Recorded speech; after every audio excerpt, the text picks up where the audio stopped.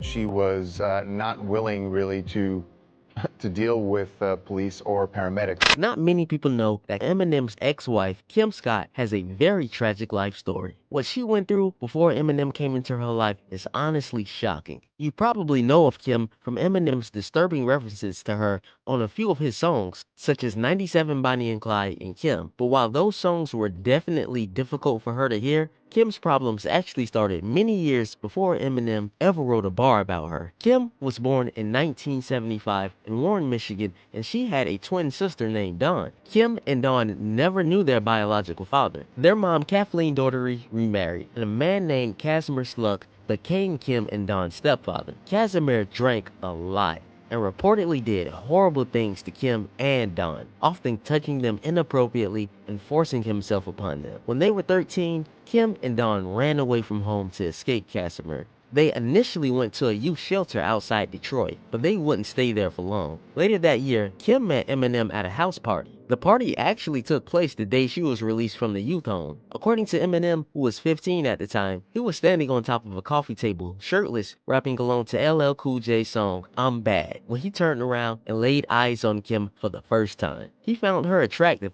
and thought she looked older than she really was. He asked the host of the party who Kim was, and after that, Eminem and Kim started to get to know each other. They quickly bonded over shared struggles. Eminem's mother, like Kim's stepfather, also had problems with substance misuse. Soon after Kim and Eminem met, Eminem took Kim back to his home one day after school. He told his mother, Debbie Nelson, that Kim needed a place to stay and asked if she could move in with them. Debbie was happy to help Kim out and agreed to take her in. Eminem and Kim quickly became romantically involved, which went against Debbie's wishes. When Kim moved in, she told Debbie that she was 15. So when Debbie found out that Kim was really 13, she confronted Eminem. She told him that Kim was much too young for him. But Eminem didn't listen and continued the relationship. But the age difference wasn't Debbie's only problem with Kim. According to Debbie, Kim would steal her clothes, break things in the home, and egg on Eminem to get into fights. But despite his mother's disapproval, Eminem was devoted to Kim. When he was 17, he dropped out of high school to pursue his rap career. After Eminem stopped going to school, Debbie decided that she'd had enough and asked Eminem and Kim to move out. Without Debbie's financial support, they had a really rough time. They were very poor, and the only places they could afford to live in were in dangerous neighborhoods. They were surrounded by a lot of substance misuse and often victims of robberies. They stuck together through a few difficult years. In 1995, Kim became pregnant. After she gave birth to their daughter, who they named Haley, Eminem and Kim briefly moved back in with Debbie. According to Eminem, however, living with Debbie became very difficult. He said that she was using a lot of substances and as a result had frequent mood swings. One minute they would be getting along fine, and then the next, she would be demanding they leave again.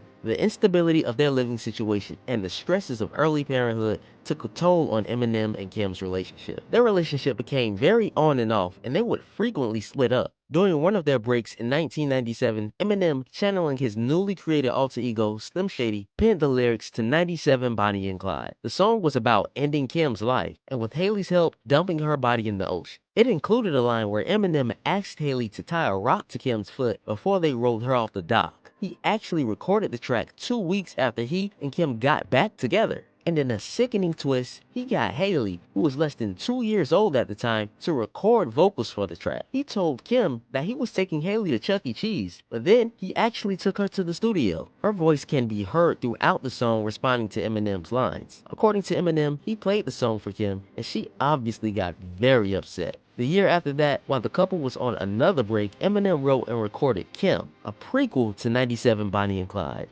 In the song, Eminem wrote about driving Kim to the middle of nowhere and ending her life before stuffing her body in the trunk. On the track, he could be heard screaming at a crying Kim, who he himself provided the lyrics for. Eminem said that once he and Kim started talking again, he played the song for her, which convinced her that he had gone insane. But despite the glaring red flags that were 97 Bonnie and Clyde and Kim continued her on and off relationship with Eminem. In June 1999, a few months after he had his first real commercial success with the Slim Shady LP, Kim and Eminem got married. Soon after the marriage, he went on his first major tour, and Kim said his ego exploded. Apparently, he told her that with all the women that were throwing themselves at him, she should feel grateful that he still even talked to her. She started to develop serious self-esteem issues. In July 2000, Kim was at one of Eminem's shows and he performed Kim. Seeing the crowd cheering and laughing and singing along to Eminem rapping about taking her life had a terrible effect on her. That night, she tried to end her own life for the first time. Then, a year later, after many accusations of cheating and constant strain between the couple, Eminem and Kim divorced. Kim fought for full custody of Haley, who was 4, but they ended up agreeing to joint custody. Kim also sued Eminem for emotional distress caused by the songs he'd written about her. In the end, the lawsuit was settled, and Eminem paid Kim an undisclosed sum of money. But after the divorce, Kim began to struggle with depression and substance addiction. Kim and Eminem remained in contact because of Haley, and a few years after the divorce, they got back together. While they were apart, Kim had a child named Whitney with another man. Eminem adopted Whitney as his own. At the same time, Kim's twin, Dawn, was also struggling with serious substance addiction, so Eminem and Kim adopted Dawn's daughter, Aliana. The couple remarried in 2006, but the second marriage only lasted 41 days. After the second divorce, Kim's mental health got progressively worse and worse. And tragically, in 2015, Kim attempted to take her own life a second time. She took a bunch of substances and drove her car into a telephone pole, hoping she wouldn't make it out alive.